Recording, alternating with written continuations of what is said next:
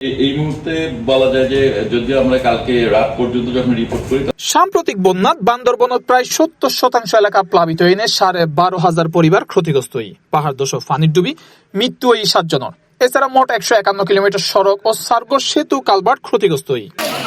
মঙ্গলবার 14 জুলাই জেলা প্রশাসক মোহাম্মদ সানিউল ফেরদৌস জানাই, আমাদের সিলেক্টেড আশ্রয় কেন্দ্রে আর যদি এ ধরনের অস্থায়ী বা এলাকা ভিত্তিক যারা স্থানীয়ভাবে আশ্রয় কেন্দ্রে অবস্থান নিয়েছিলেন, এই সংখ্যাটা ধরলে হয় তারা 3 থেকে 4,000 বাড়তে বর্ষণ সৃষ্টি হয়েছে। এর আগে গত 3-4-5 দিন আমরা প্রস্তুতিমূলক বিভিন্ন পর্যায়ে, এর মধ্যে একটি জুম সভাও করেছিলাম সব স্টেক হোল্ডারদের সাথে নিয়ে, সরকারি বেসরকারি।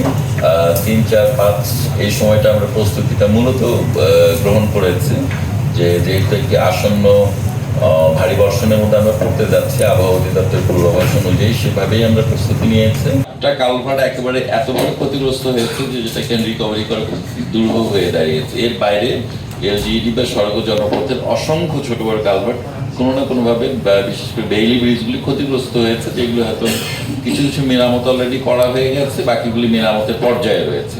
বলে এসছি আমাদের 220টা আশ্রয় কেন্দ্র প্রস্তুত ছিল। এর মধ্যে একটি আশ্রয় কেন্দ্র আসলে কোনোভাবে ব্যবহার করা যায়নি, আলফারুজ ইনস্টিটিউট। এটা নিয়ে ত্রাণ হিসেবে 400 টন চাল, 40 লক্ষ টিয়া, 8,560 ব্যাগ ত্রাণ সামগ্রী বিতরণ করে। জেলা প্রশাসন আরো জানাই, ভবিষ্যতে বন্যার ঝুঁকি হমায় বেল্লায় নদী খনন ও অবৈধ পাহাড় কাটা এবং জলাবদ্ধতা নিরসনে দীর্ঘমেয়াদী পরিকল্পনা নেওয়ার বড় কাঁচা সড়কগুলির হিসাবে ধরিনি। 21টি জায়গায় আমার রাস্তা বন্ধ হয়ে গেছে। 21টি জায়গার মধ্যে আমরা সবগুলো অলমোস্ট ক্লিয়ার করে ফেলেছি। এই মুহূর্তে কেউ কারাডাঙ্গের পার্শ্ববর্তী একটি জায়গায় এখনো অপসারণ সম্পূর্ণ করা সম্ভব হয়নি। বাইক যাচ্ছে বা হেঁটে যাওয়া যাচ্ছে।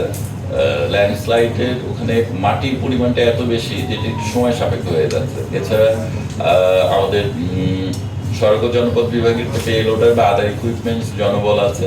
C+ TV, Chittagong.